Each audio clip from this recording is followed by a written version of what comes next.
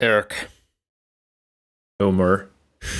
we thought we were out of the existential crises, but it seems like we've landed in another one.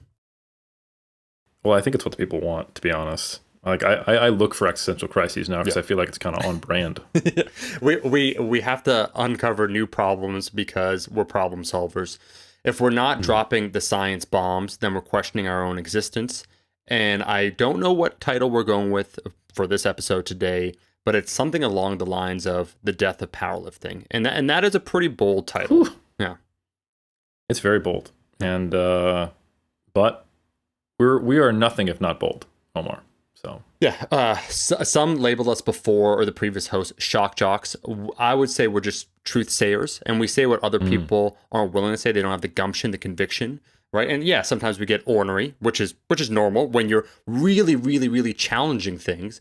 But I actually think it's an apt title. I'm going to be serious for a second because we're referring specifically to powerlifting trademark, which is the federations or individuals participating in said federations with the sole pursuit or goal of being moving up in the rankings, attaining a higher place, maybe winning championships, and using that or deriving some sort of clout in the greater social media sphere in the fitness space from being said champion. So powerlifting as a means of a career advancement, social advancement, I think that is ending in the space, and I do want to go into that. And this is not a negative podcast at all. It's just us participating in this culture over the last decade, seeing these trends, seeing the emergence of powerlifting or people pursuing strength in general in the greater cultural sphere.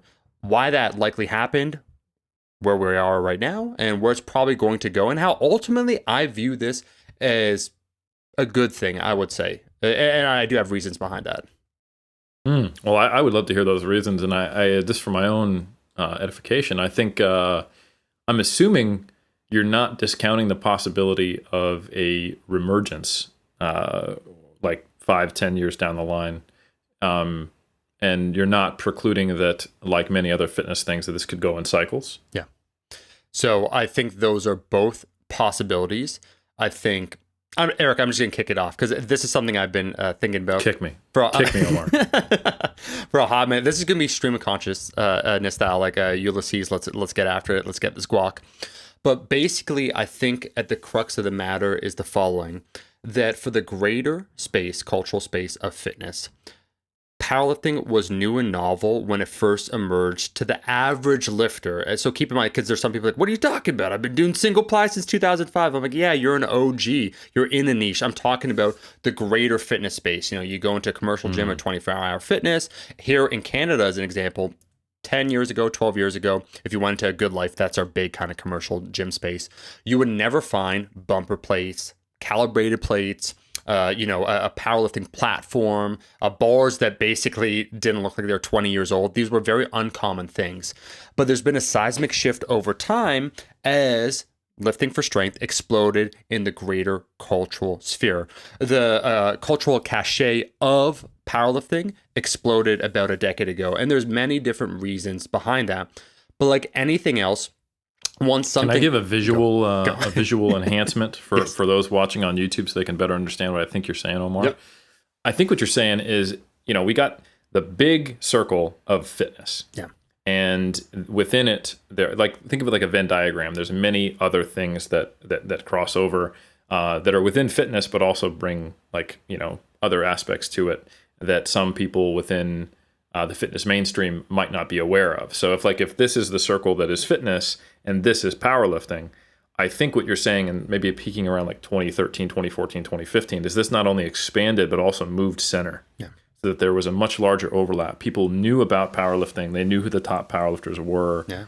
And you could be someone who was both a mainstream fitness influencer and also a powerlifting icon, where previously it would be, you would be moving into a niche, or it would be a point of difference, quote unquote, but it would be apparent to all the real, quote unquote, powerlifters that you were an imitator.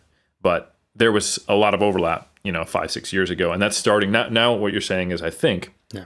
the Venn diagram circle of powerlifting is not only shrinking, but also starting to move back to the periphery of the fitness overall circle. Yeah.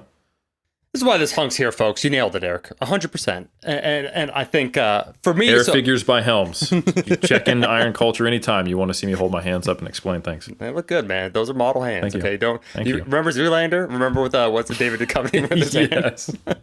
Yeah. David Duchovny, the hand model. And then Ben Stiller, after the whole long explanation why models are the perfect assassins, he says, "But why male models?" Yes, exactly. So getting back to the topic du jour, I think what it is, and this is me actively participating in the space, being very interested in it, loving it, and seeing these changes over time, because I would say I have a bit of an outsider's perspective. Not to strength sports or powerlifting, but I mean the greater fitness space, meaning that when I started lifting in, 2007, 2008, all the way fast forward to 2010 or 11, on my channel, I would be doing deadlifts or squats when it was very uncommon. So it was something actually from my personal vantage point, and I should make this clear, that I think the proliferation of people, doing the big three more or utilizing compound movements to get stronger in said big three, the Holy Trinity, I viewed as a good thing, right? Like overall net effect positive. And so I was very happy to see that. But I think there's a difference between more people adopting some sort of aspects of strength training into their overall lifting, their meta lifting journey, and then powerlifting, which is the directed pursuit of federations towards growing, influencing the culture, deriving income and influence on that culture. I think that time has elapsed. And there was always this pipe dream, Eric, that, if you listen to what people were saying in 2013, all the way, I would say like 2018, 19, or 2020, and I think the pandemic has really accelerated this. Here was the pipe dream. The IPF or some sort of affiliate would get into the Olympics, and that would lead to, greater respect, dignity for the sport, representation, and overall the perception of others looking at powerlifting. Oh, this is a true sport. This isn't just like a backyard lifting event. People participate in powerlifting like they do in sprinting. So that was seen as something that was possibly going to happen. They wanted to make happen, but was necessary for the evolution and advancement of the sport. So that's one. That pipe dream, I don't think is going to happen. But the second one that was kind of tethered to it, but loosely, and they were trying to adopt almost, I'd say, a CrossFit model of thinking that CrossFit managed to emerge successfully so. And this is interesting. And this is just me analyzing and not like giving my own personal opinion on it. But CrossFit athletes, were able to derive, due to the fans, the participation of spectators, people were able to derive their income from just being a CrossFit athlete relatively quickly, right? So CrossFit, I don't know the exact years, but I know within probably a handful, 5, 6, 7 years, you had people like Rich Froning who were sponsored, but their full-time job, Eric, was being a CrossFitter. And so this was kind of a model seemingly to adopt. And so part of the powerlifting pipeline dream was to, one, become legitimized via the Olympics, two, for top level lifters to derive the primary source of income and make a good living, not ball out. We're not talking, MBA levels here, but earn a living that would be comfortable enough. So I would assume it'd be approaching maybe six figures, for the top level lifters. And that was something spoken about at least a decade ago as things were growing, because you see this trend. Oh my God, like USAPL participation numbers or lifters, like it's growing a fourfold, eightfold, so on and so forth. Well, this rate, and with the membership rates and everything else, and more people come and the merchandise and so on and so forth, we would have these numbers. So those two things were part of the promised land of powerlifting, the federations and those that participate in it being both legitimized and then incentivized monetarily for more people, because we know this, and this I would say is the truth.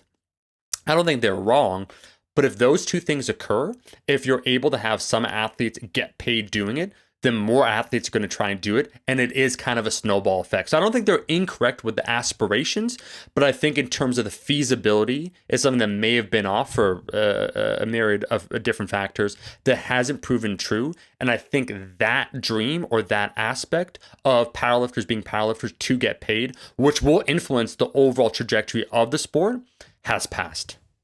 It's interesting to juxtapose that with the current conversations with the split between USAPL and the IPF, and now PA, Powerlifting America. They just had their first nationals, and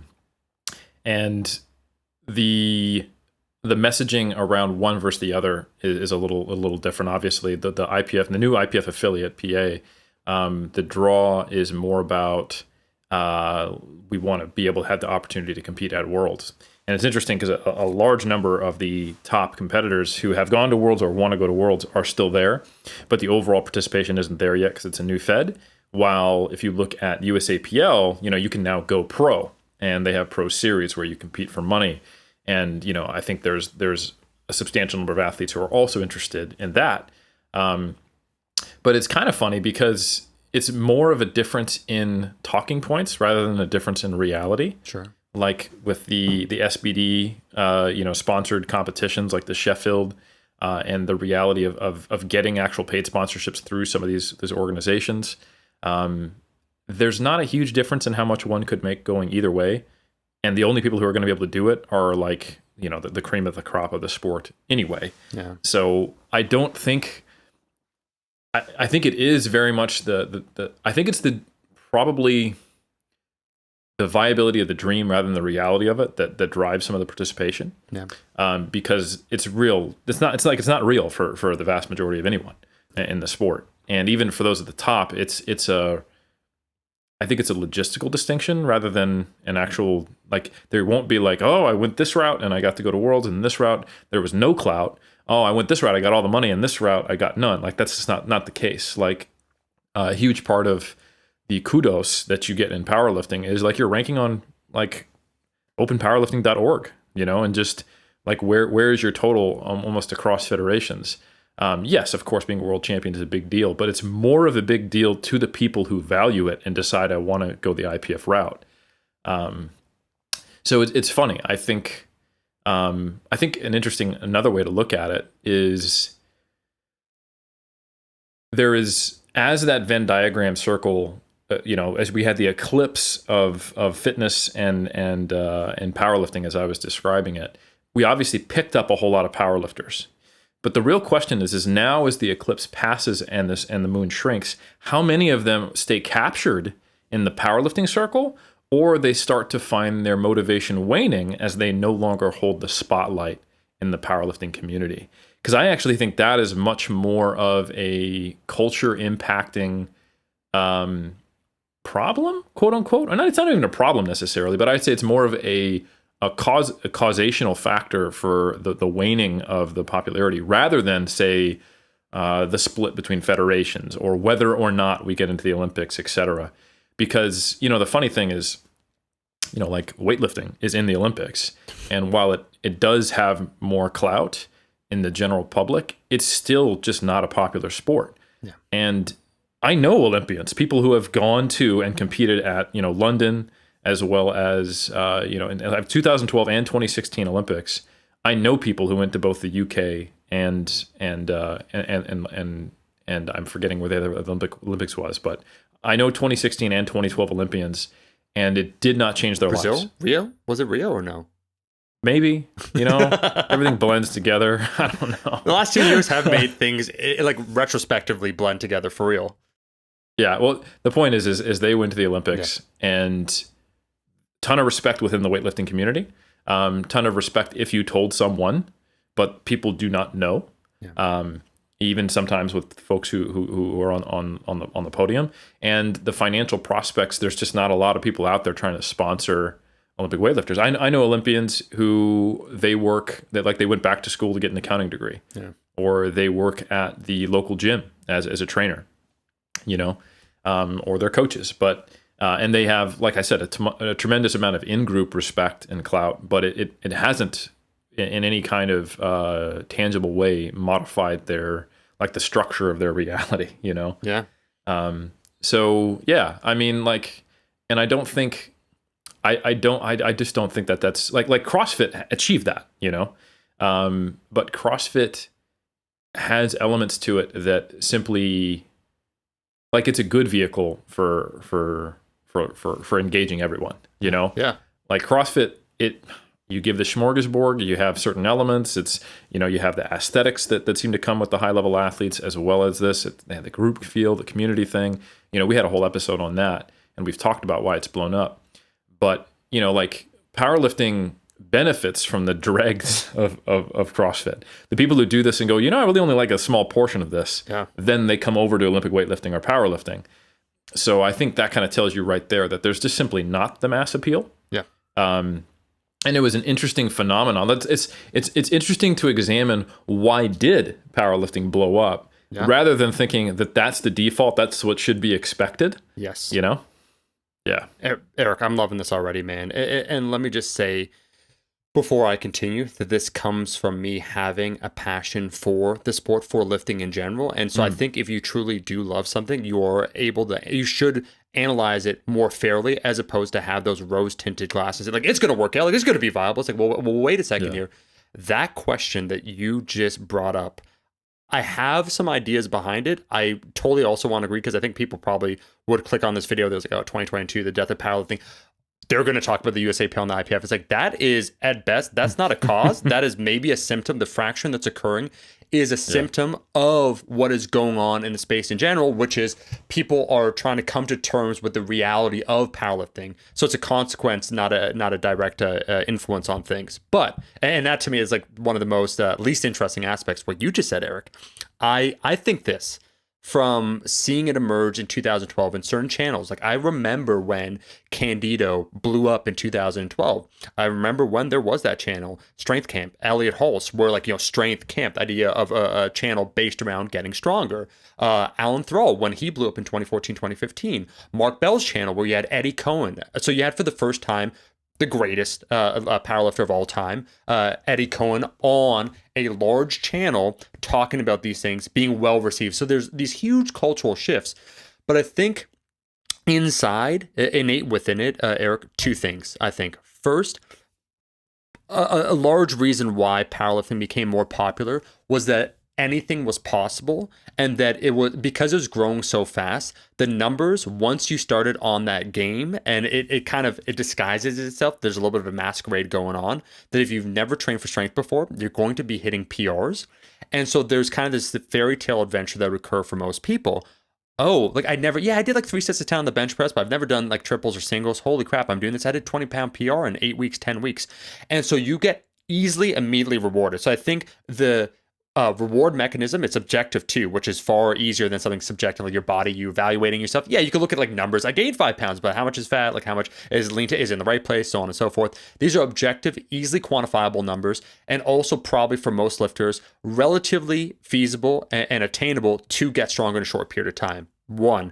2, on top of that, the records, I know this because I was considering in 2014 competing in powerlifting, that my numbers in Canada, my numbers to win my weight class at the time, 83 kgs, was right in line. So for me, and I would say I'm a good lifter, I'm not a fantastic lifter, but because once again, the overall sample size of the participants was low enough that you could see yourself. And even in that, I would say, Eric, that lasted even several years after that, depending upon where you were. And also, I'm joking when I say this, how delusional you were, where it's like, oh, I just squatted 500 pounds. Like, us, Eric, we squatted 500 pounds. Then it's like, like the record went from 500 to like 550. It's like, well, we could do that still, right? So like, I think people still saw themselves. It was a possibility. So it was very, very enticing for people to participate because, one, they're getting immediately rewarded. They're getting stronger. And because we weren't able to quantify what does the trajectory look for the average lifter getting stronger over a time course, 2 years, 5 years, there's a lot of unanswered questions. So it's exciting because the novelty, I think, was there. That allowed a lot of people to participate. I think also what was amazing, the women's space exploded because those participating was even smaller. And so that means I remember when, woman deadlifting 225 in the gym was a big deal. I remember then when 315 was a big deal. And so you have these goals that now it's like saying, I don't know, for like a runner, can you run like an 8-minute mile? And like an actual runner, it's like, yeah, of course I can. But like to someone that's never done it before, it's like, I just did it. Like that's the standard. Holy crap. So the standards were low enough to encourage participation. I think I can't dismiss that at all. And I think the second factor as well is that a lot of the people that were influencers of that time got bitten by the bug because of the novelty. And that's what I wonder, Eric, about if it'll ever reemerge to the same level, because now it's already been integrated into the greater space. So, and what I mean when I say that, you would see, and this is no shade, Eric, against Gymshark athletes, but it became so influenceable on every other person that you would have Gymshark athletes trying to deadlift. I remember I was at Yep. Barbell Brigade. I'm not going to list the people that were there, but these are people that were very big in the fitness lifestyle space. They couldn't name two powerlifters. And for their video in 2015 or 16, they did a deadlift off where this was a thing. So it was new and novel and therefore was exciting for the general space. So people were talking about it's like a new genre of music suddenly emerging. People are like, I love this, right? And then eventually 10 years later, everyone's like, who's Limp Bizkit? Like rap metal? What's going on? But like at the time, it seems like the horizon, there is no cap to this. And I'm not trying to say that powerlifting G's or federations or Limp Bizkit, like that's terrible. No, you're saying that the Gymshark athletes who did a deadlift off are Fred Durst, and I'm fine with that. Yes, that was what I was. So, hey, Eric, Yeah. you're gonna ask me, was I insinuating? Yes, absolutely. Yes, but I do and think I it's agree. real I'll quick, co-sign. man, because I want to hear your thoughts. I would say those two factors. I would say the more immediate gratification because most people had no idea. Their expectations weren't tethered to any aspect of reality because it's new. It doesn't matter. Like whatever you hit's a PR, so that's amazing. And then when you take a look at the records, depending upon how far you want to go, if you go to Worlds, okay, you'll probably get a reality check. Nationals, depending upon where you are, maybe not. And then you go down that, you go to like state or province, then you go by city. You could win a city title all the way in 2016, 17, 18 with a handful of years of lifting. So I find those two factors, I think, really drove it forward. And then you also had at the forefront the counterculture movement of powerlifting. The tonic, so the cultural tonic, I think at the time was don't you want to look good naked? And then kind of powerlifting emerges. It's like, oh, there's an equally viable alternative goal here. Like, I like to get strong. And there was a sense of empowerment, a sense of, once again, of something new emerging where it's like, well, we're not just doing that. We're trying to do something else. And so you had all these people at the forefront talking about it that then helped push it forward. I agree 100%. And I think one thing I want to say is to be clear to everyone listening, we are we're not, but we are okay. I say we're counterculture hipster adjacent, but we are not counterculture hipsters because what that exemplifies is when someone sees that Venn diagram of something that they see it coming. You know, they're hanging out in that little Venn diagram. They feel it expanding around them. They see these quote unquote fair weather fans join, and then now people are aware of them in the mainstream. You know.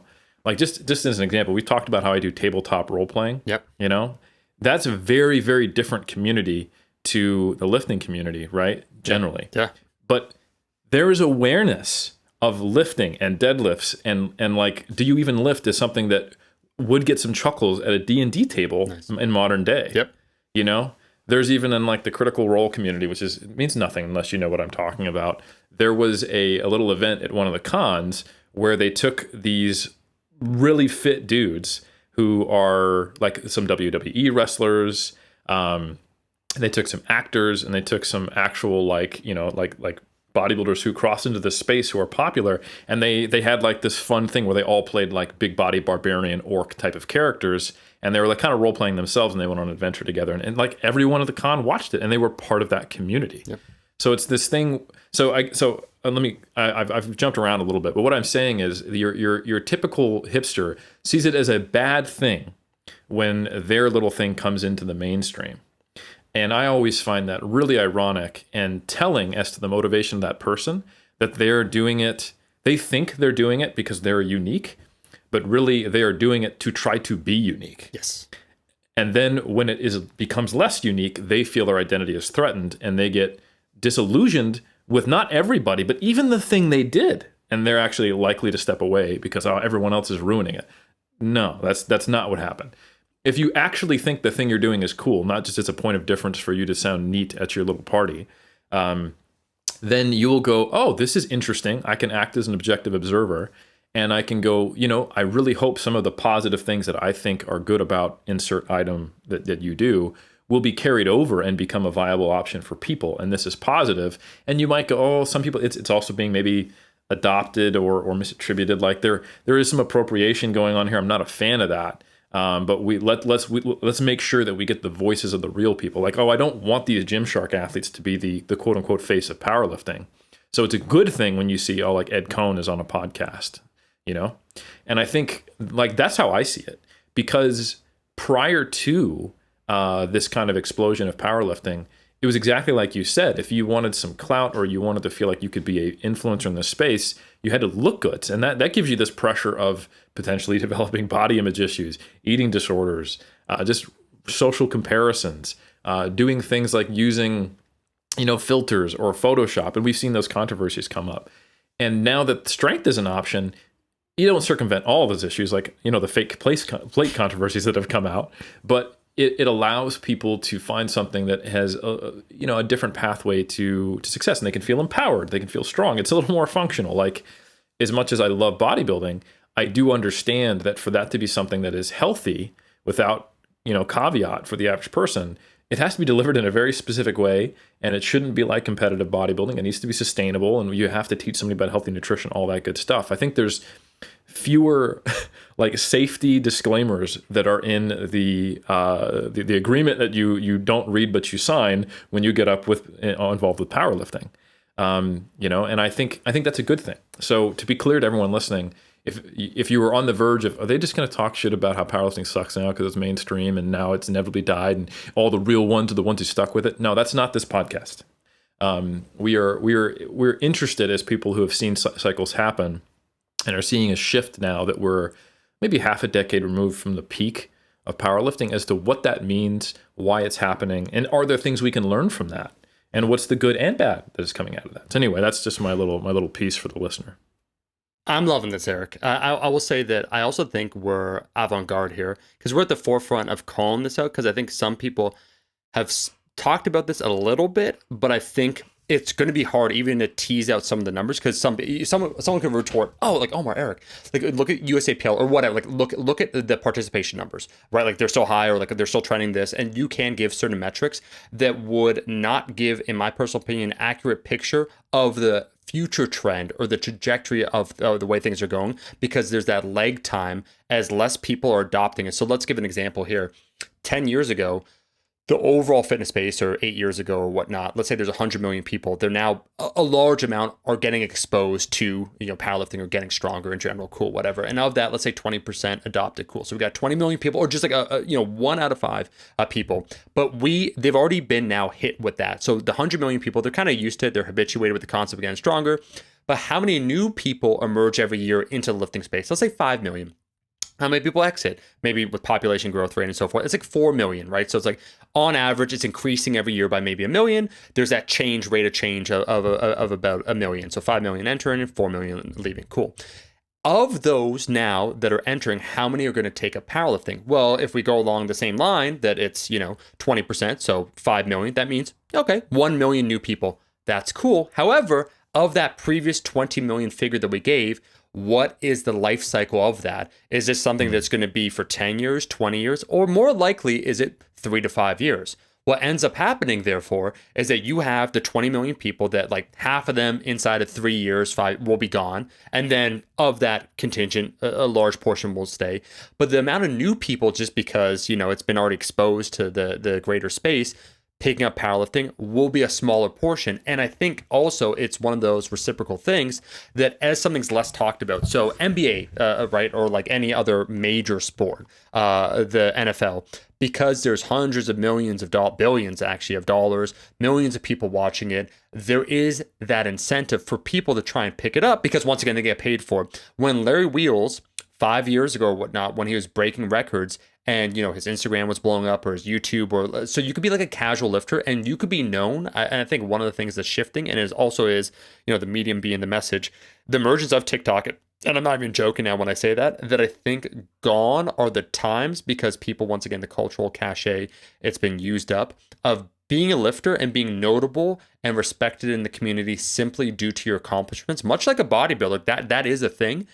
I think that time has passed for a good amount of people, that essentially has to be tethered to something else. Oh, you look good, so you're muscular and you're also very strong. But even that newness, like remember the first time you saw someone deadlift 700 pounds or 800 pounds, the novelty has definitely worn off. So I think to that point from a decade ago, I was there when the strength of men failed. Like I was there when my man Candido the Burrito, when he emerged, he had 2,000 subscribers on YouTube. Then within a year, he had 10,000, and then made his way to 100,000 in like 3 to 4 years. And these were big numbers at the time. And I think that part two, just being analytical with this, Eric, is that what I'm seeing is that those names and those faces that were synonymous with strength in the lifting community, and I do use YouTube as a proxy measure because I think it is the largest platform to disseminate information to the general public that we have. So let's say Candido, Mark Bell, a channel, right, like the Powercast and so forth, or Alan Thrall. I would throw my hat a little bit in that ring of just saying like people in that space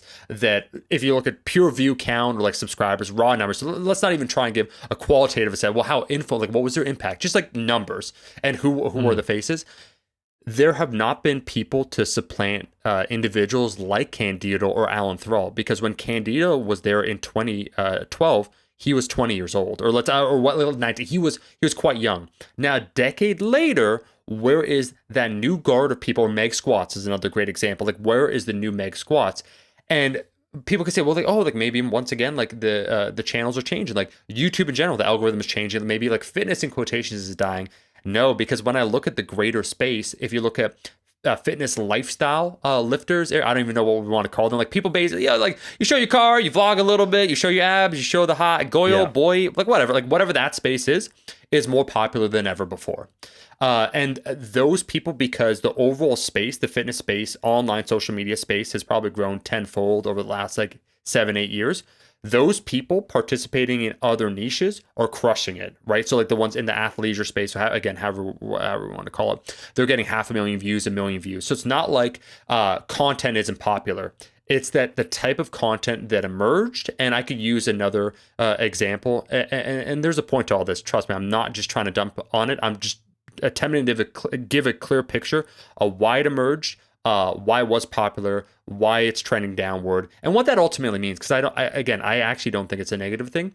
But Eric, have you ever watched, just very quickly before I stop, this segment of the conversation, have you ever watched Juji Mufu? Oh yeah, yeah, absolutely. So he's been fantastic for introducing the greater space to a lot of new different disciplines. So let's say like either rock climbing or like arm wrestling. And so those things, so arm wrestling experienced an emergence into the general space, much like powerlifting did several years ago. But you could see how the cycle now happens several different times in different permutations. So Juji was able to do that, where strongman and strongwoman, as an example, 4 years ago, when like basically Eddie Hall, Halfthor, and Brian Shaw were actually doing strongman and they were at their peak, their channels would get millions of views. Like it was not unheard of for each of their videos to get 1 million or 2 million views because people were interested in it. And then people like Juji were able successfully to put other smaller things like arm wrestling at the time. And then Devil in the Red got a channel, right? But then you see the cycle once again that happens where it gets popular, it gets absorbed into the general space. People maybe try it. And I think one of the key factors that influenced powerlifting success was the ease of access. I think that's why weightlifting's always been shut out, because anyone could pick it up. You could be in the garage. There's that guy, Yvonne, I forget his last name. There's a kid that's been squatting every single day. I say kid, he's like probably my age, but he's been squatting every single day for like 500 days. And he's been documenting it. And it's a fun little journey that he's doing. But you could do it in your garage, right? So ease of access to what you're doing. But all those things came together.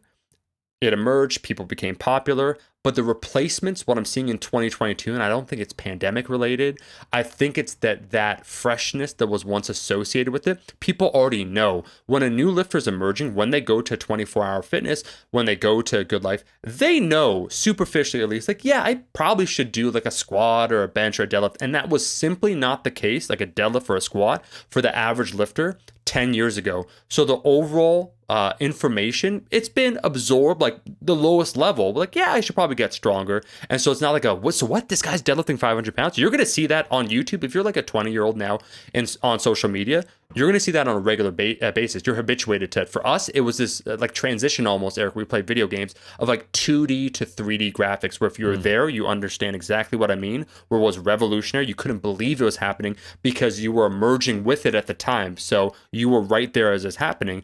Whereas if you grow up now, same time, same age, 3D is integrated into your everyday experience.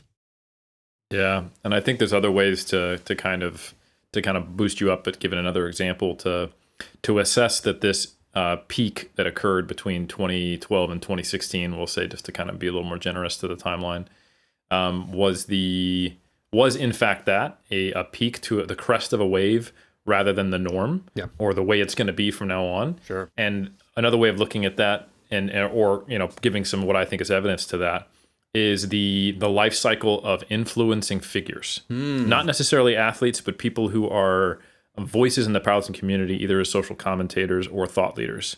So, how long was Louis Simmons and Westside the dominant voice? A long ass time, and rest in peace. He recently passed away. And then we saw a rapid emergence of a bunch of people in that kind of mid 2000s into say the 2016 era. You see Mike T step on the scene. You see the whole like you talked about Dan Green and all that there's the USAPL community, and then there's the non-tested raw community, and then there was even new voices in the multiply community to some degree as well. Not to as much of a degree because of how much of a legacy Louis had in that space specifically. But I think to show you that was an outlier, just the fast turnover and the emergence of so many voices and the appearance on social media and all these coaches, and I would even include potentially us in that space to some degree as well, or at least benefiting from it. The crazy thing is, like, if powerlifting was as united as you thought and in growing together, the passing of Louis Simmons would have impacted much more globally. Yeah. And we were talking about this off air, and it's no disrespect or to him, nor is it, putting, shame on people who don't see it this way or do see it this way. But there are some people who that was essentially kind of a non-issue, like that was a old quote unquote figure or not relevant to the, let's say the tested raw community. And I think that speaks to the fact that it's not quite as unified or growing together as you would expect. And like you can just see there is a fair amount of siloing.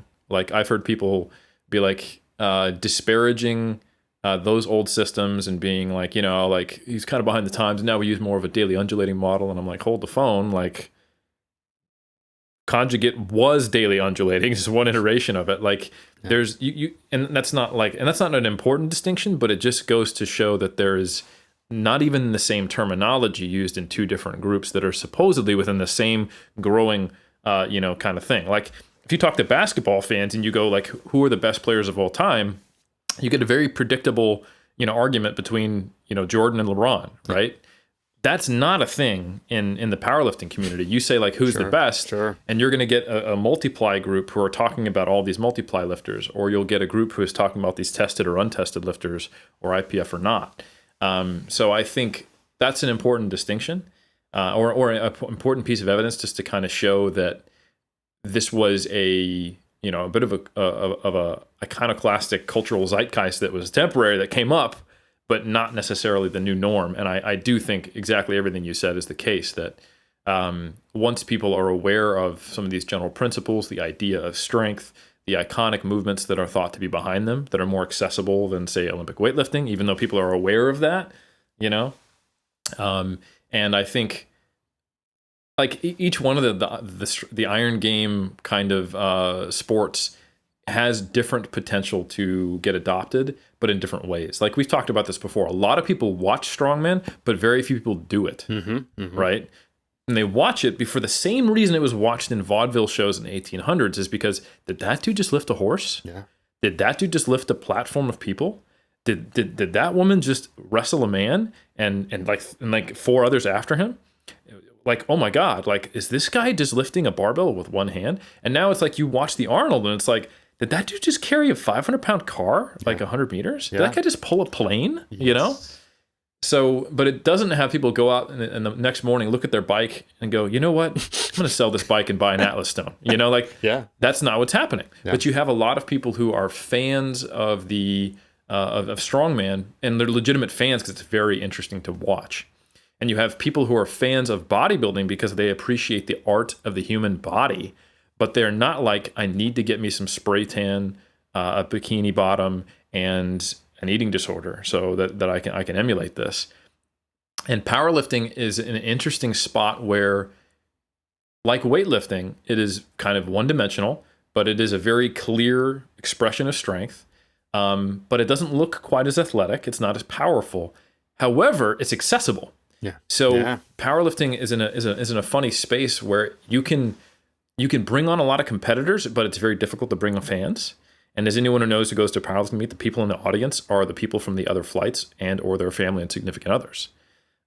So it's like it's a community that can grow, but it's not necessarily like a sport that can grow in the same way that an NBA or baseball is. So I think it's like you brought up Dujimufu. He's a great example of someone who can get people aware of all these really interesting things, but he gets them aware because he also does backflips and crazy skits with like a horse, mask on while he's doing it. But those things are necessary for the person to then be interested in arm wrestling or powerlifting or whatever. And you don't have to do that for other sports because they have an inherent level of interest across those things. They share what powerlifting has and what strongman has together. It's accessible, it's available, it is engaging to watch, and it is apparently obvious what good and bad is. Yeah. Like with this, when you look at like metal red plates on a bar, sometimes you can't tell if there's 4 or 5, but that's a 50 kilo difference. That's the difference between an extremely competitive lifter or someone who just began, depending on the lift. So it isn't just not the same thing. And I think being aware of those inherent limitations is important. I think a great example, actually a great comparison of something that is even more accessible, that only has certain growth potential, is endurance sport. Like there's a lot of people who are interested in, one day I'd love to do a marathon, or I'd love to, compete in the Boston Marathon or what have you, or do a half marathon, and it's a bucket list item. It's something they train for. It's infinitely accessible. You just need gravity, right? And the ability to go outside, which, as we know from COVID, not always guaranteed. So, but just don't forget what we got out there, folks. But anyway, but no one's clamoring to, not no one. The masses are not clamoring to watch these sports in the same way they are others. Yeah. So I think if we want to think about like rosy colored glasses, what's the best possible thing that could ever happen for strength sport? Endurance sport is probably the pinnacle of what we could achieve. Eric, I am so glad we're having this conversation, because I was worried. Now it's like, oh, Omar with the vitriol, like he's talking about, the powerlifting space. You said something. There's so many things to touch on, man. And it's funny because we have a similar shared set of experiences, I think, that have allowed us to arrive at similar conclusions, even though we've literally independently, we talk about like Archive 81 or like this film or like whatever when we're off the podcast. I don't think we've ever spoken about this topic in nuance to one another, but I find myself obviously just like in complete agreement with a lot of the things like you're saying. Two quick things to touch on.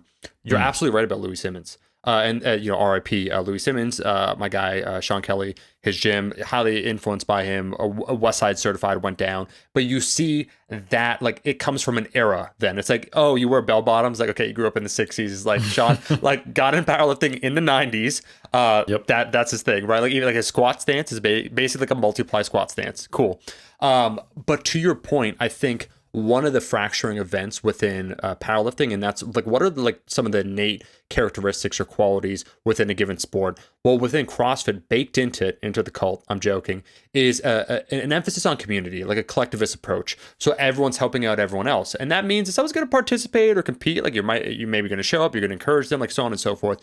I would say that powerlifting has parts of that, but I would say ultimately the journey is pretty insular and it is pretty individual. And right then and there, when you start having that rise to the prominence of what is occurring, then your definition changes. Like your definition compared to someone else's definition, like what is powerlifting, to your point, like, oh, is it multiply? Is it single ply? Is it untested? Is it tested? I remember, Eric, very quickly, I remember when in 2015, I saw Jeremy Hamilton take the record from Dan Green. I remember when, and like that's why new people getting into lifting, they probably like Dan Green. Oh, he was a good powerlifter. Yeah, he was a figure. There was a time and place. To your point, I loved what you said. That in strongman, strong woman, people watch Eddie Hall and they watch Brian Shaw, but they don't. It doesn't encourage them. Out of, let's say, the 100% of the audience, maybe 20%, like a low percentage actually do the sport. Much like, let's say, you could name anything. It's like MMA. I watch a lot of UFC. I did some Muay Thai and it was fun. I guarantee out of the 100% that watch it, how many actively do it in some form? 4%, 5%, a very small amount. Untested powerlifting had this interesting inflection point where at the time it wasn't clear in 2014, in my opinion, where Raw Unity was occurring, like Lane Norton competed in that, Mike Teixeira competed in that. It was the place to be. It wasn't clear in 2014. We didn't know how it was going to shake out, Eric. But like names like Dan Green, Andrei Milanichev in the powerlifting community and then bleeding into the greater space had a lot of cultural currency. Untested lifters were influencing the greater space. You had guys like Larry Wheels. You had like you go to like the Lily Bridges. Like you go down the list like 2014 in the powerlifters. There was a time and place, and there's many reasons why then tested powerlifting took over. We don't need to get into that. But the point to what you're saying, Eric, there isn't like this consensus on what powerlifting is, or it's like shared cultural history, which I think immediately kind of betrays what we're talking about here, which is okay. Well, like undulating periodization, like conjugate, like who could lay claim to this? And when you have so much infighting or fracturing, I think it betrays maybe some of the small issues. But then leaping forward to what you're talking about, I got so much flack for this, but I'll double down in this podcast, and I said it before. I love to do it. I love to do the big three, and like I could only assume, you could answer for me, that competing would be a lot of fun, the adrenaline, the thrill, the competitiveness. It's amazing to do. It's not fun to watch. And I think right then and there, the sports that actually become spectator sports are the ones with the intersection, probably like people that watch NASCAR, they drive, but it's not like they do competitive racing. So it's not a necessity. No, I agree, man. And I think the counter argument to that always requires qualifiers. Like if you were just to say basketball's not fun to watch, there's a lot of people like, what are you talking about? There's always something going on. Yeah. Like it becomes something like you have to explain to me why basketball's not fun for you to watch if you're someone who's into athletics. Like if you're not a sports person, like whatever, that's all good. Yep. But if someone says baseball's not fun to watch, I'm like, yeah, I get it. It's slow paced. Yep. And then the people who would argue with that be like, nah, man, but like a line drive or watching like a fastball or like when the designated hitter comes out, like those are all qualifiers. Yep. Right. Yep. You have to explain the instances that are counter to what most people perceive when they watch baseball. So if you have to go like, Omar, you're out of your mind when it comes down to the last deadlift and it's these two, like, okay. So on the last deadlift, if it's close and someone has to pull for the win, powerlifting is exciting. I agree, but those are qualifiers. Yeah. The house is not coming down for the third person who comes out for their first attempt on squats. Period. Yeah. But you can go watch a high school basketball game and someone who crosses someone else's up and goes for a layup. That's exciting to watch even at the lowest level. Yes. And that is one of 80 points that team gets. Yeah. Sorry, 2 of 80 points that team gets. Bro, look. So, yeah, I don't watch real sports either. So no, Eric, you're 100% right. And I remember, so that's why Boss of Bosses too, when Jeremy beat Dan Green in his own house, no disrespect to Dan, but it was electric that era. I've been to probably 20, 25 powerlifting meets, so definitely like not a lot. There are people in a year. I've easily been to 100. That's what I mean. Like, yeah. So please, like, let me qualify how many I've actually. So I agree. Yeah. So just to boost you up a little bit. You. Yeah. That one was notable because it came down to the last deadlift, and no one knew who Jeremy was. At the meet, everyone thought Dan Green. They just assumed because Dan was on a tear. This was the first time one of his records was taken from him. And so it's just assumed by everyone. And so, oh man, I'm blanking. He did the cube. Brandon Lilly. There you go. Yep. Brandon Lilly was an announcer. He literally had to explain to the audience what was occurring before their eyes because they didn't understand it. It was electric that era because it was basically kind of like a Karate Kid ending where out of nowhere Rocky, like whatever your preference is for the underdog story, winning. And that is a very notable exception for me. But to your point, I think if I had to describe why out of the strength sports, powerlifting, and as you said, like some people are like, oh, you kidding me? Over like last deadlift? Come on, it comes down to that. In strongman, strong woman, there's a high level of randomness, volatility, and variability in the outcome. A lot of people get injured. The events, they know them a little bit, but how they're going to perform relative to others, it's not like there's a standardized squat, bench, deadlift. So you basically know what your competitor, like within 20, 30 kilos, like it depends on the weight class, 50 kilos if you want to be very generous, you know roughly what they're going to get. You know the placings unless something disastrous happens. So unless something unusual happens, within a rough band, you know how it's going to play out.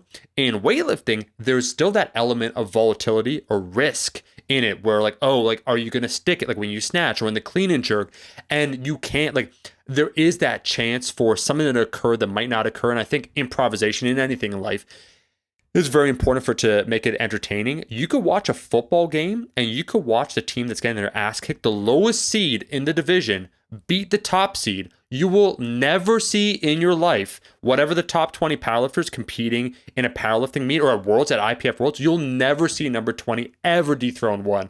So there is a given set of outcomes that make it basically. So forget even as you said, Eric, I was just thinking that I agree. The actual act of doing it, maybe not the most enjoyable because you're watching 60 people do the exact same move. You also, within a narrow band, the possibility of outcomes, the different outcomes, is also very narrow. And I think when people want to watch something, exactly what you just said, where this kid just did a crossbend layup, that was unexpected. And so there's nothing new typically, and I'm not trying to be a hater, that'll happen, unlike maybe like strongman. Like I remember like when Martin's Lisi won, right? Look at how it was on you, like that was an upset. You can't like he won that. Or like the whole controversy, let's get into that, of Hafthor and Eddie Hall, where it came down to the last movement and like how they couldn't agree, and like Hafthor said he was robbed. Like these things happen. It basically doesn't happen in powerlifting. Yeah, no, and I probably exaggerate a little bit. I think I've been maybe like 50 meets, and I've watched easily twice that number online, you know, over the years. So, and I've been like, I don't want the listener to get it wrong. I'm making a relative comparison to team sports that are popular globally. I like watching powerlifting, but I typically don't, like if I'm watching online, I really don't spend much time watching the openers, except for a handful of people who I have a personal connection to or I'm interested in because I'm a fan of them as a lifter. And I have a lot, and it's more fun to be there in person. It's even more fun to be there and coach, and it's even more fun to be there and compete. Yeah. But I think that is what I was getting at, is that to the overlap, it's not like UFC where you know 4 people go to a BJJ gym and you know, and out of audience of 100 watching the UFC fight. If you have 100 people streaming a powerlifting meet, 95 of them powerlift. Yes. And the other 5 just bench press. Yeah. You know?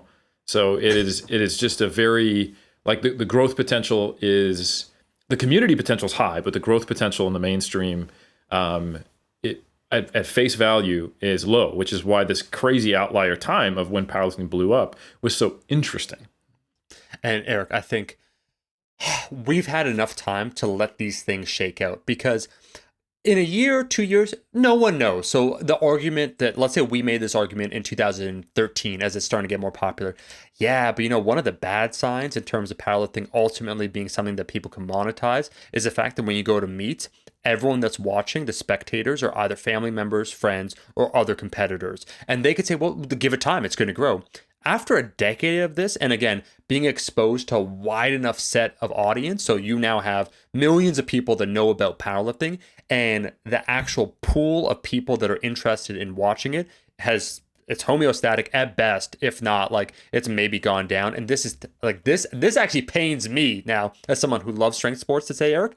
But I heard, I think Jessica told me, Bittner, I think she told me that at the Arnold this year, this is no exaggeration, I could be getting this wrong, but I'm like pretty sure this is true, that the Rogue at the event, whatever the main stage was, that the powerlifting event that was supposed to take place on the main stage got replaced by slap boxing.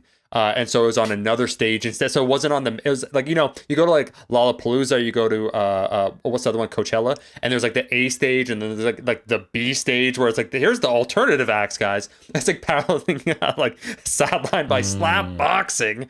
I wonder how much of that's just influenced by COVID.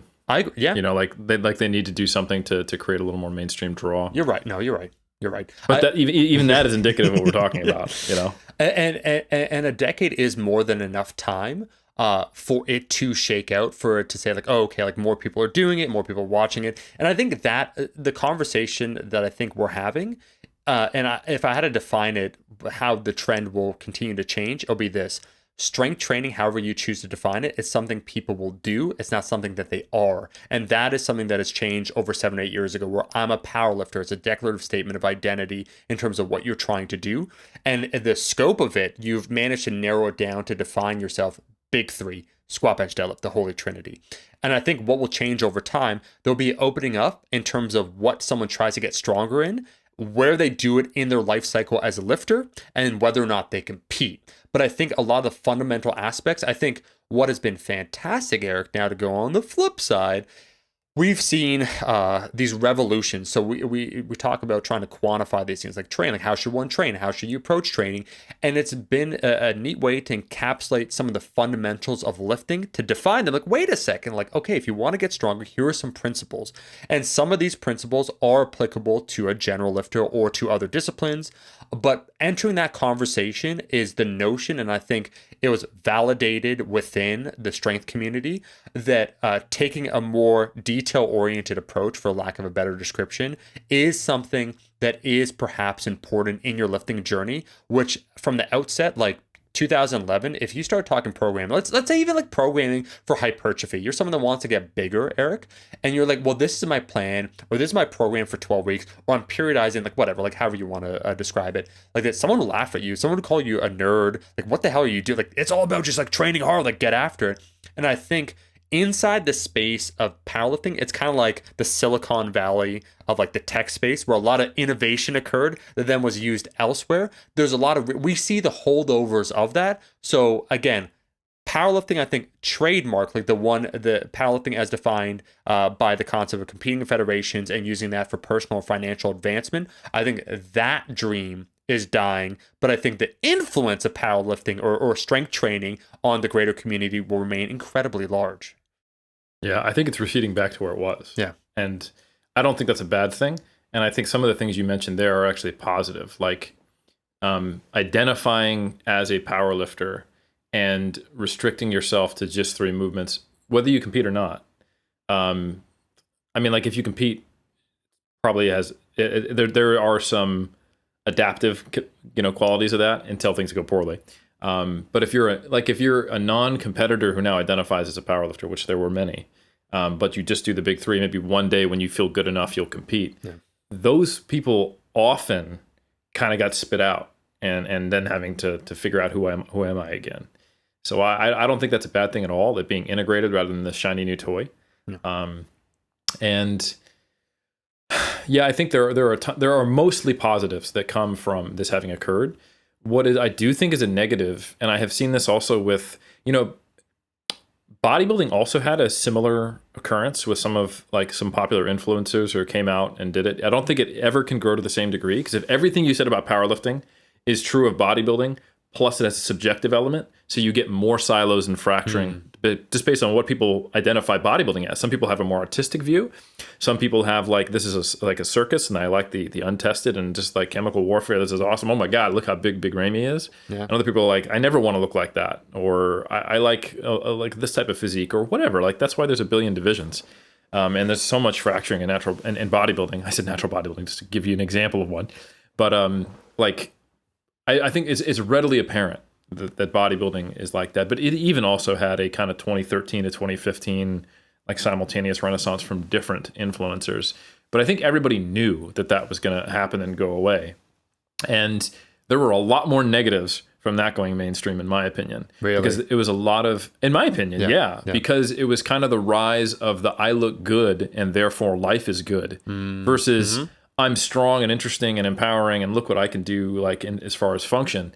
Like I think the I'm wearing tights and I have a hot chick on my arm and I look amazing, like Ziz and some of these other folks, rest in peace. But I'm sorry, I think he had a negative impact on fitness as a whole.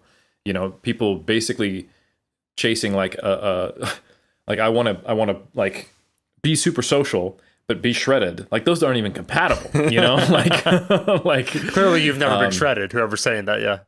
Yeah, exactly. Like it sets people up with false expectations that leads them towards, early young age anabolics and unhealthy eating. Yeah. Like not ubiquitously or only, like there's plenty of people who had, an introduction from those figures out of positives. And I hear you, like listener who that applies to.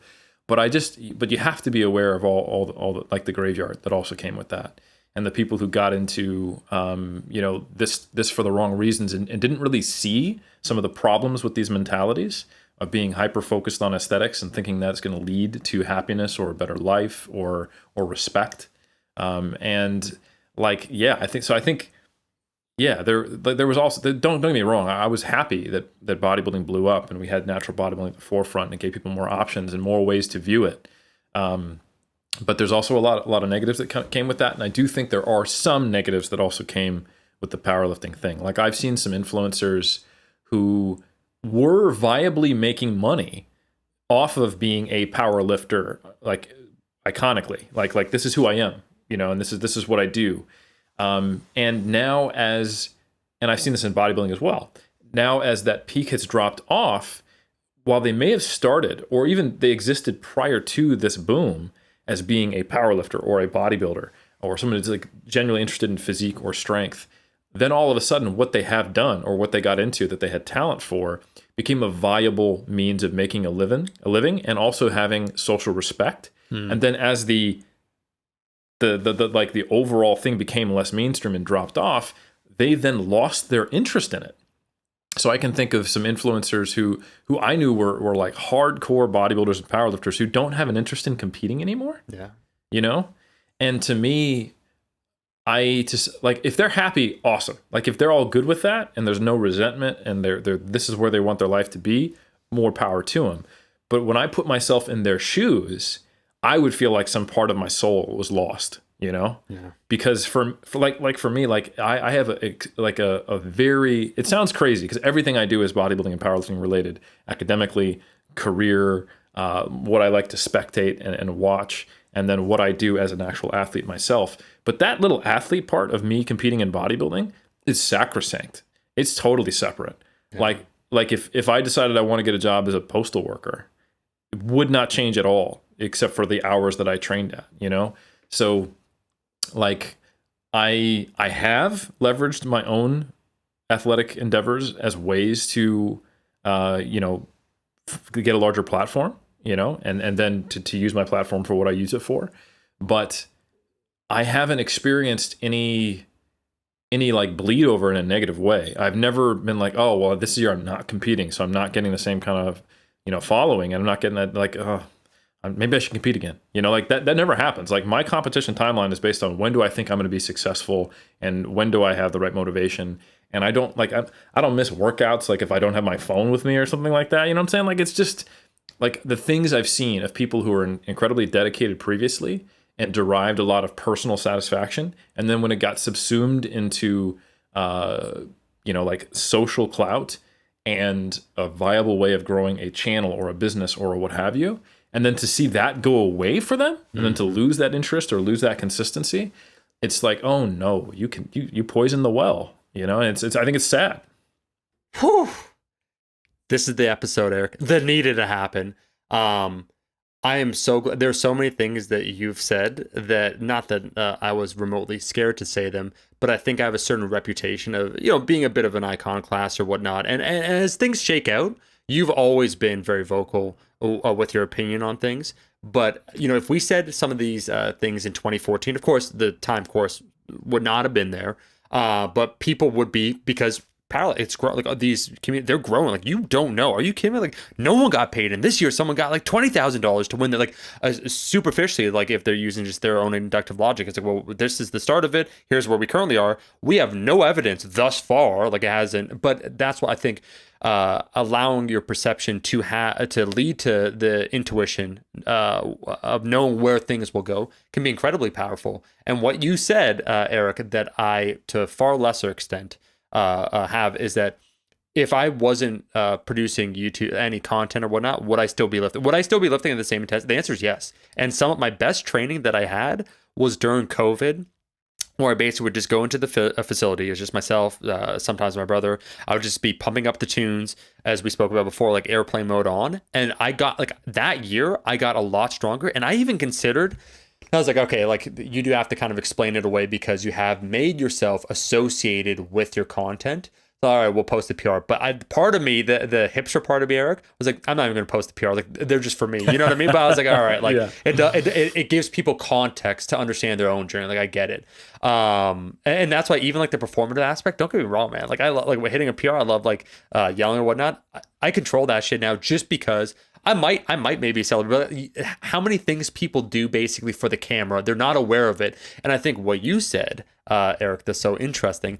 People are unaware of how influenced they are. And I think having this conversation, maybe there's a lot of people that listen to this podcast that are active participants in the community. So they might be creators themselves, they might be athletes themselves. And I think both of us, you should really heed Eric in particular, being a coach, being at the forefront with 3DMJ and the natural bodybuilding community, also being a top level powerlifting coach, like all these things that people are unaware until it happens. It's like an oncoming freight train that they don't know is going to hit them. That this feedback loop of not being rewarded for the thing you do. So you like winning. Like what you like right now is winning. The external maybe validation. There's that internal aspect. It's multifaceted. But the big bucket there for you is that external validation of you're seen as the person. Like, oh, you're the bodybuilder. You're strong. You're jacked. You're getting the rewards. The feedback mechanisms of the space that you're participating in, or as such that you get rewarded for participating. Well, okay, what if we remove some of those rewards? And that's basically a downsizing that occurs. And that's why it's super interesting to me, Eric. Sheffield not happening. I think Sheffield still, like when it occurs, would be a high watermark. And a side tangent conversation, I'll just say very briefly, and we'll get right back to it. It's kind of like, let's use music as an analogy, that we have different bands that will go international, and then they will basically import their music or genre into a nation or into a continent. They'll give it a second wind. And I could say this very confidently, actually. Cheap Trick's a perfect example in Japan. They have that Live at Budokan record. So this is a band, Eric, that wasn't popular. When I say it wasn't popular, was very moderately popular in America. But they had astounding success in Japan because the sound was novel, right? Same idea. Like there are certain cultural touchstones. So two bands that emerged in South America would be Guns N' Roses and Iron Maiden in the 90s. So that like in Chile and Brazil, like these concerts, it gave like a second wind. So there, when that music is being played in 1998, it's like it's happening for us in 1988. I say this because I won't say the company, but I do know the numbers. Let's say a large supplier of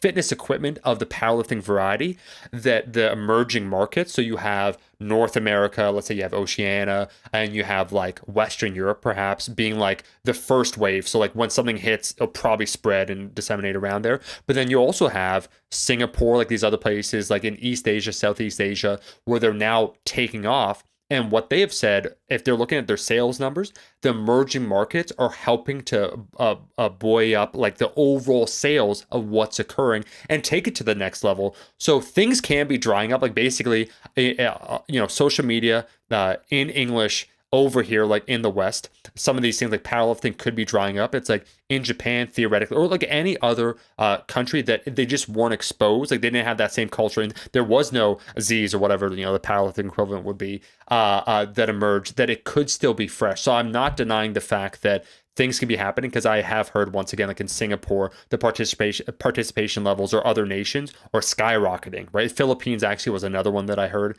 Well, at the same time, like in America, if you look at the participation rate, it's going down.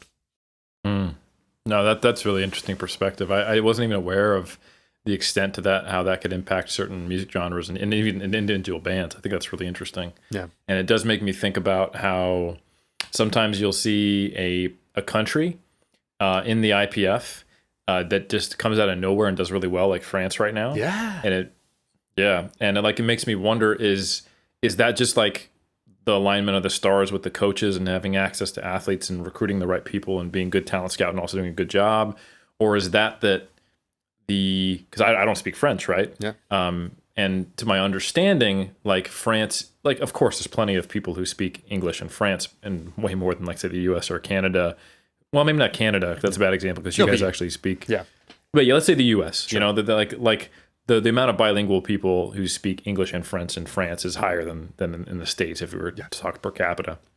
But it makes me wonder. I know it's also not one of those countries where everyone speaks everything. Yeah. It is a little more linguistically isolated. So it makes me wonder, like, are they experiencing their powerlifting boom now and therefore there's a higher number of participation, so there's a higher probability of having some really good lifters. I don't know. I really have no idea. And that's probably a question for people in the French community. But it does make me wonder, because you see that happen sometimes in certain areas, if there are parallels to those kind of music industry examples you gave. But yeah, it's interesting. Eric, and I think to your point, one of the hardest pills to swallow, because I think some of the most vocal maybe critics of some things I'll say that I've said thus far are people that obviously have chosen to self-identify that they are a lifter. And when you make that declarative statement, like I'm a powerlifter, I'm a coach, by admission of that, you need it to succeed, right? Because this is the thing that you're staking both your reputation, your professional reputation, and your career advancement on. And that's not a critique, but what I can say, and that's why over the long term, things really do shake out. Being in the space for over a decade, I can't tell you how many waves of hardcore lifters or coaches I've seen, Eric, enter and get washed out within 3 years. And that's kind of like, it is something I do find it ironic. It's amusing to me. Are you even hardcore if you come into a space and you're not there 3 years later? So that's the funny part. Like, here am I, amateur Omar, never competed in my life in powerlifting, still doing the damn thing. Like, and I was having that reflection, and part of when we're talking about off air before going on is now, thankfully, like the elbow stuff that I was dealing with, the osteochondritis stuff, it's dissipating, and the removal of that stimulus of trying to get stronger, it affords an opportunity of reflection, and inevitably I find myself getting more excited to hop back in. So when I was first wrestling with this idea over the last few years, just about the state of powerlifting and the overall trajectory in the fitness community and so on and so forth, it's like, is this me just aging out of it? Is this me becoming cynical? Is this a own personal bias I have? It's like, but my participation in my own personal strength journey, I would say, is one of the current high watermarks of my overall lifting career. Like in 2015, it was big. Like 2019, or 2020, when I was during COVID, where I wasn't even talking about it. So it's like, I'm actually still personally invested in my own journey, so it's not that. And I also this is arrogant to say, but it's also that I'm not, some people, if you're not successful in a space, then once again the cynicism, like, hey, they're not doing it correctly, and that to be honest, if your multiply, you're having a bad, if you staked your reputation, Eric, on multiply being the de facto powerlifting choice 20 years ago, you're having a terrible decade right now. So you're probably saying they're not doing it correctly. So and it also wasn't that. I think the part that I did find ironic were the people that's whatever, you should compete. Or I remember some coaches, prominent, just people in the space. And now I look at them, or even they said in 2014, by 2017, Eric, 50% of them were out of the space. The pandemic has washed out, I'd say, another 30% of people that are competitors, that have competed for the last 3 to 5 years, are coaches, are figures. I've seen people make lateral moves towards other disciplines, and that's no judgment. I say, hey man, find what excites you and find what gives you derive meaning from and what's purposeful, and go ahead and do that. But I just find it funny that people can be so declarative, where it's this is my life, and then 3 years later they're not about it. How what? Yeah, and maybe there's even a role in that causing the other. So yeah. And I say that as someone who identifies as a powerlifter, and identifies as a powerlifting coach, and identifies as a bodybuilder, and identifies as a bodybuilding coach. And I think it is really, really important to be able to do a self-audit and assess how much you are wrapped up into more sustainable types of motivations versus things that are a little out of your hands. Sure.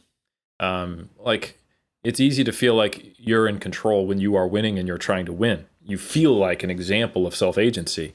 But when winning starts to mean less in a broader sphere, when you still win, but you don't have the same clout that you did, say, 5 years ago from winning, does that degrade the experience you get from winning? Or when you win and you're excited to post about it because of the positive comments you get, and that is starting to eclipse or even approach what it felt like on the platform, or what it felt like in the gym to hit the PR, if you're like, ooh, I can't wait to post that online because I'm going to get the feedback.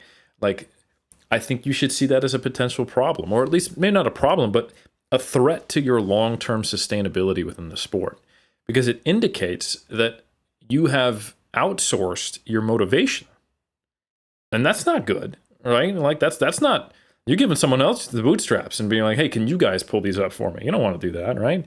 We know you got to pull your own bootstraps up all the way to the stars, all right? Physics be damned. So I think what I'm getting at here is that it is human and it is normal to have your experience enhanced by the acknowledgement of others. And it is completely explainable. It is just math that you may take something up once it becomes more popular because now it's been exposed to you enough times that it is a viable option and something you have heard about. You can't start in powerlifting if you haven't heard of powerlifting. But if you find that that exposure wanes and so does your own interest and motivation to your detriment, like you said, like Omar, hey, there's a lot of people who they make a lateral pivot and they're happier or they're better for it. Fantastic. More power to you. But if you feel like the good old days were behind you and you're not quite sure why you don't have the motivation to get up and do the big three, that's what you want to avoid, right? You want to find a way to, and I'm not saying you can't be externally motivated. Of course you can. Of course you can want to win. I like winning, you know? I think. I haven't had the experience yet. But but the point is that you need to have something that is robust to when that goes away, wanes, or is less valued by others. So it needs to have a high value for you, and you need to derive some level of internal satisfaction from it. And if that gets enhanced by exposure or cultural zeitgeist, great. But if it starts to supplant it, that's the problem. And I think the difficulty is that it can be very hard to tell when that happens. And you kind of have to pay attention to what is missing, not what has changed. Because for the person who is strongly internally motivated and then all of a sudden starts getting acknowledged and that doesn't change, it's still better. It's like, oh, this is awesome. But for the person who it's supplanting, it's just a different source. It still feels awesome. And you don't know that this is a problem until that validation goes away. And now everything just feels a little less awesome. So you kind of have to do some self-interrogation along the way consistently. And like, how often do we see this in, documentaries about famous people, musicians, etc.? Like, the limelight can fundamentally change who they are, what they're motivated by, and the enjoyment they derive from their own success. So if you don't want that to happen, you really do have to kind of keep your finger on the pulse of the source of your own motivation, not just paying attention to the peaks of where it hits and being excited because right now, shit, the going's good. Everyone's looking at me. Eric, you've been spitting straight fire this episode. My man's going in raw, just saying the things that, quite frankly, needed to be said. I do think, I really believe this, that we saw a small snapshot for many people of what they would go through or what they may potentially go through with the overall downward trajectory of, the powerlifting space during the pandemic, where they didn't have access to a place to compete. They didn't have that reward mechanism. People in general were, quite frankly, less interested in, hey, who's the strongest, when they're either trying not to die or just like navigate their life or their work-life balance or, a multitude of other things that supplanted, just getting stronger. So I think shame on them. What's that? And shame on them for losing that value of strength. They really need to get their priorities checked. Yeah, get your shit in order. But I saw that, like, that individual, for many people, like, existential crisis that occur, like, oh, who am I? Like, what am I? Why am I doing this? Like, those are good. No, keep going. Like, those are good questions. If you're having this, if you're at a crossroads right now, it's probably a conversation. And it's not to say that you can't recalibrate. Like, that's something that, to give an example for myself, is part of me thinking about some of these things is that finally in 2022, I'm getting to the point where I'm excited to create content again. And I was trying to envision, what does that look like? What I want to talk about. And to your point, Eric, one of the things that I decided fundamentally is that my own personal journey of what I want to pursue in lifting or my accomplishments will not be tethered to the content I make. I think what I derive satisfaction, enjoyment from with the content, one, if I feel I did a good job and it actually is something that has a high utility, but then its reception as such. If I see people, like if I see like a kid, whatever, let's say it's like a squat tip, it's like, oh man, like whatever, like I was squatting and I tried this and it really helped me out. Like when you get those pieces of feedback and that is completely unrelated to like, damn, Omar, you look jacked, like that was a great PR, or like those proxies, I think like, man, after a decade, I used to post, and I remember the seismic shift that occurred in my views. And I told you this, Eric, like it's a sad truth, but it's just a reality. And that's why you play part of the game without losing yourself. And I think what you do and what we're talking about and what I do is compartmentalize, where I could recognize the games being played. So in 2012, for the first time, I bought a stringer like H&M that wasn't a tank top, so it didn't fit like this, Eric, and it just fitted. It was down here, so maybe another 3 inches. It showed a little bit of that pec crease, right? And what a pec crease, Omar. Eric, and I know those videos. Eric, my content literally did not change, but my views skyrocketed. And that, so once again, that's an idea that there's a recognition of a reward mechanism being there in place that could theoretically fundamentally shift the direction of the content. But you have the recognition of it, and then you decide to hopefully try and utilize an aspect of it without you losing the tonic of what you're trying to do. And in my reassertion of, hey, what do I want to do in 2022? I was thinking of all these different things. And I realized that we also, if you're trying to share information, if you're trying to be a communicator or some of this fitness knowledge, that it's no longer tethered. Like 7 years ago, if you wanted to talk strength, Eric, like you needed to kind of like not validate it, but like there's always the guy like, yeah, but how much do you squat? And that like that would be a third of the audience. And so you have to recognize the audience that you're talking to. And so I think I could speak personally. I find it liberating that those two are separate because I could keep this thing pure. Like, let's say for whatever reason, you don't have to wear the stringer on Iron Culture episodes. I mean, you can though, just to put it out there. Just to throw it out there. Yeah. I mean, Eric, let's be honest. When we meet up in July, it's Stranger season. Okay, it's Stranger time. If that, I mean, it's gonna be hot. You're like, but isn't there gonna be ACO? No, it's gonna be hot regardless, Eric. Steamy. I'll turn it on. Steamy. Yeah. Say we're saving energy bills, folks. Wearing stringers. But I think that's liberating because let's say like the overhead press, just as a final like personal example. Let's say no one gave a shit about that. I think that is cool.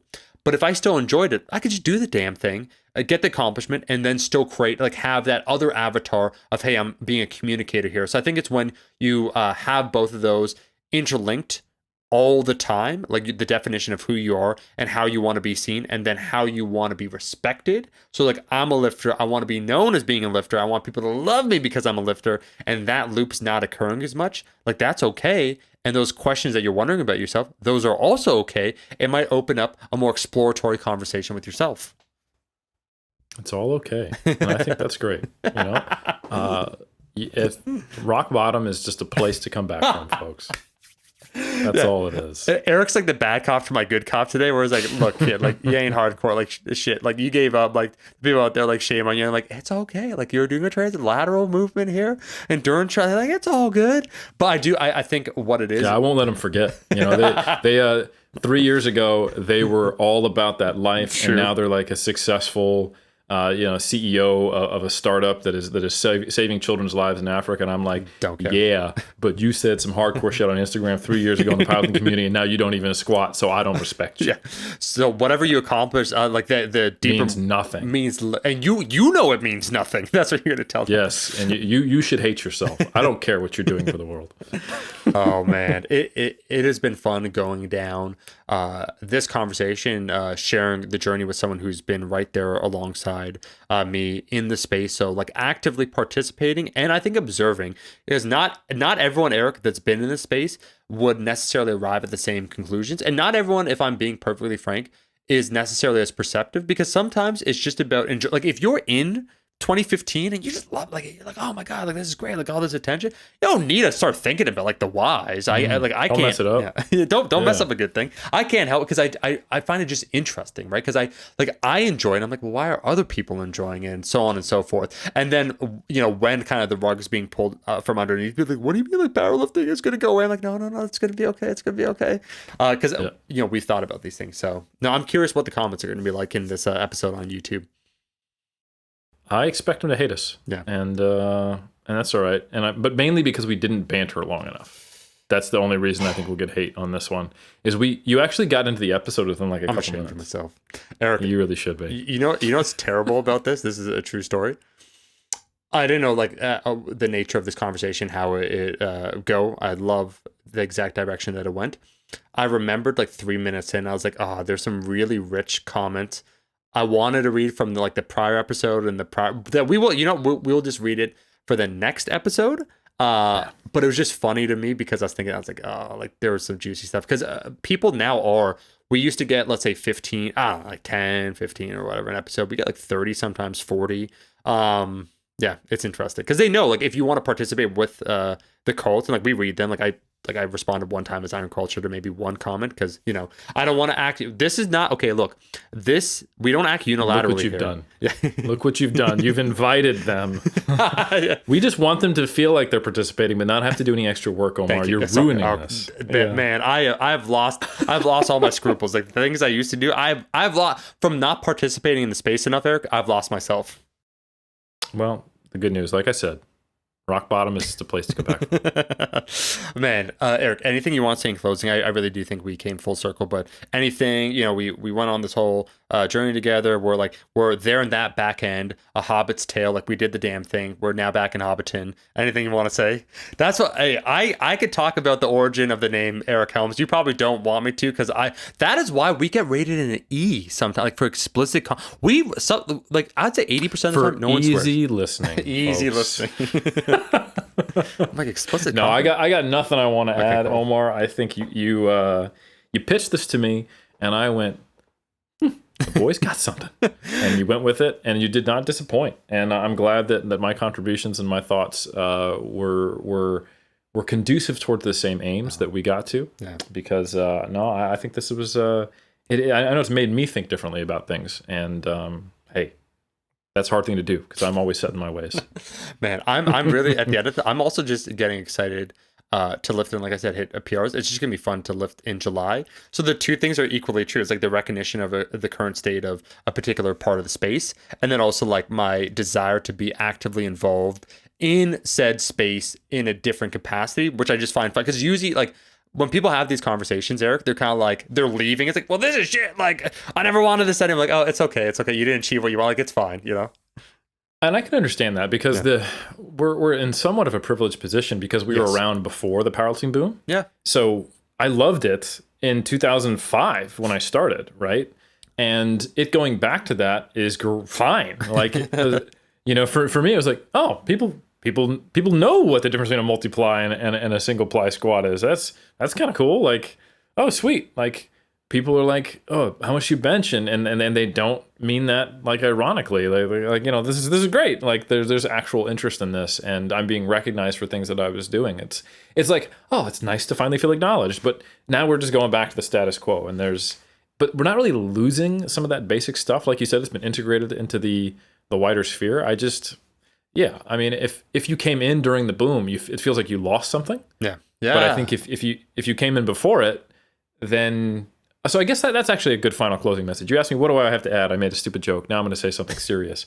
I understand how you feel if there feels like a threat to who you are, your community, and the experience and the enjoyment you've had. If you came into powerlifting in 2012, 2013, and now it's starting to feel like something's missing, just be aware that while that's scary, powerlifting's been around a long time, and it ain't going nowhere. And it will always have a very cool, inclusive, similar-minded, shared experience community.